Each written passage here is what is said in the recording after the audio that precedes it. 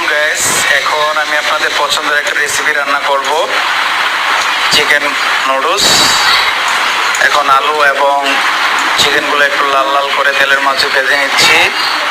তারপর একটু উঠিয়ে রাখবো, একটু দিয়ে দেবো একটা ডিমটা একটু হালকা ভেজে নিব। ভেজে নেওয়ার পর এটা উঠিয়ে একটা পাত্রে আলাদাভাবে উঠিয়ে রাখবো।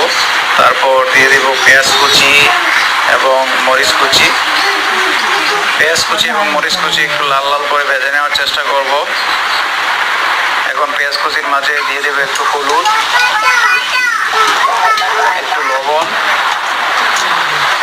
আর ম্যাগি মশলা। ভাজার পর এটির সাথে আলু এবং নুডলসগুলো মিক্স করে নেব। একটু ভালোভাবে মিক্স করে নেওয়া মানে হচ্ছে আজকে রান্না শেষ। এখন হচ্ছে পরিবেশন করার পালা। এখন আমি সবার মাঝে পরিবেশন